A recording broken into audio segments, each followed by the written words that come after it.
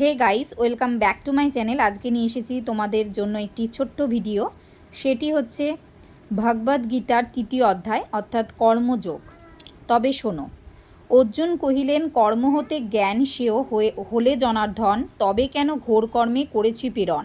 কেন হে ব্যামিশ্র বাক্যে করমোহময়, দেখাও একটি পথ যাতে শ্রেয় হয়। শ্রী ভগবান কহিলেন, তত্ত্বজ্ঞানী যোগীগণ জ্ঞানযোগে রত, কর্মযোগে নিত্য করে কর্ম অবিরত। না করিলে কভু এই কর্ম অনুষ্ঠান, জ্ঞানাভাবে সন্ন্যাসেতে সিদ্ধি নাহি হন। কর্মশূন্য সন্ন্যাসেতে সিদ্ধি নাই হয়, বৃথায় সন্ন্যাস তা জানিও নিশ্চয়। সত্য রজ তমগুণ প্রকৃতি অদ্ভুত, বাধ্য করি করে জীবে কর্মে প্রবর্তিত। সংযত করি যে জন কর্মেন্দ্রিয় চায়, মনে মনে চিন্তা করে ইন্দ্রিয় বিষয়। সেইরূপ এই সংসারে মূঢ়মতি জন, কপট আচারী ভণ্ড বলে সর্বজন। নিয়ত কর্ম করো না হইয়া কামি, না করার চেয়ে ভালো কর্ম করো তুমি। কর্ম যদি সত্য তুমি করো পরিত্যাগ, হবে না জীবনযাত্রা কভু মহাভাগ। অতএব হে কন্তেয়, নিষ্কাম অন্তরে সর্বকর্ম সমর্পিবে বিভু প্রীতিতরে। যজ্ঞফলে বৃদ্ধি পাবে সৌভাগ্য তোমার, যজ্ঞেতে হইবে পূর্ণ অভীষ্ট সবার। তুষ্ট করো দেবগণ যজ্ঞ হবিষান্নে, তোমাদের তুষিবেন তারাও যতনে।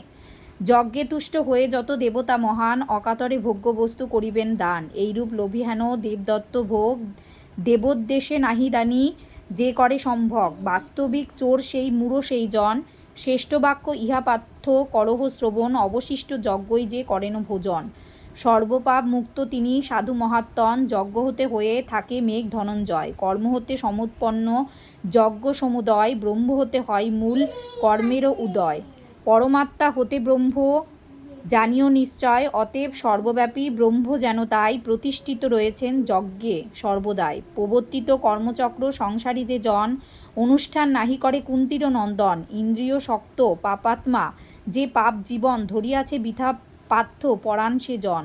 আত্মাতেই রত যিনি হয় অনুক্ষণ, আত্মানন্দ অনুভবে তৃপ্ত যার মন। আত্মাতেই তুষ্ট যিনি থাকেন সদাই, তাহার কর্তব্য আর কিছু মাত্র নাই।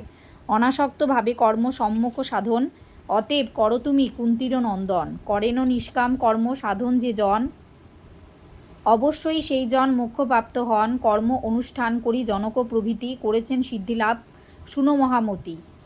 অতএব হেরিপার্থ হেন লোকাচার, কর্ম করা সেহেতু কর্তব্য তোমার। শ্রেষ্ঠজন যাহা কিছু করেন সাধন, পালনও করেন তাহা লোক সাধারণ। করেন প্রমাণ যাহা আর শ্রেষ্ঠ জনে, মানিয়া চলেন তাহা অন্য লোকগণে। ত্রিভুবনে নাহি কিছু কর্তব্য আমার, প্রাপ্ত অপ্রাপ্ত মম নাহি কিছু আর। তথাপি হে পার্থ তুমি করো অবদান, সতত করি যে আমি কর্ম অনুষ্ঠান। মনে করো যদি আমি কর্ম আচরণ, অলস হইয়া পার্থ না করি কখনো। সর্বলোকে দেখি মোর হেন আচরণ, সর্বদা আমার পথে করিবে গমন।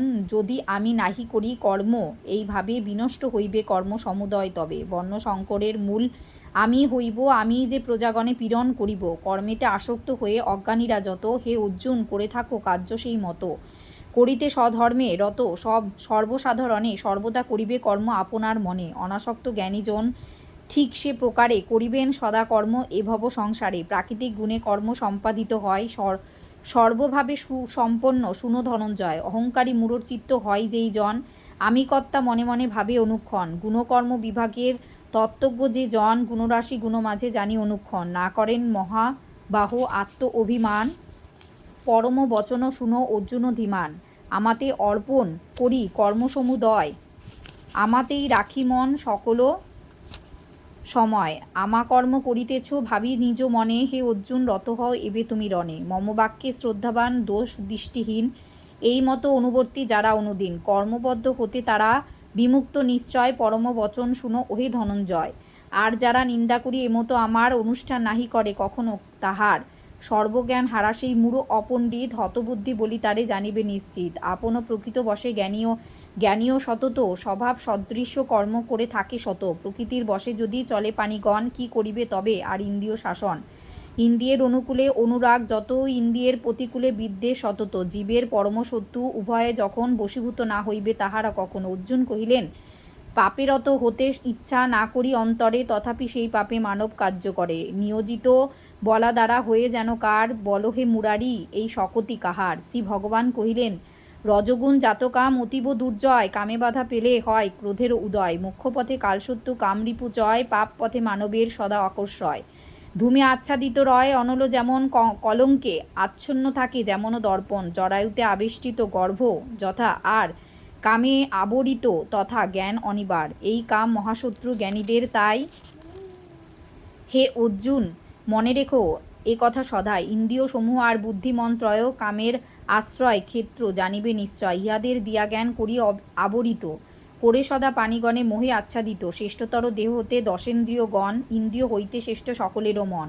মন হতে বুদ্ধি শ্রেষ্ঠ শুনো ধনঞ্জয়, বুদ্ধি হতে আত্মা শ্রেষ্ঠ সর্বভূতে রয়। শুনো শুনো মহাবাহ শুনো হে নিশ্চিত, বুদ্ধি শ্রেষ্ঠ আত্মা হেন হইয়া বিদিত। বুদ্ধি সংযোগ করি স্তব্ধ তার মন, দুর্জয়ে কাম করি কর সুশাসন।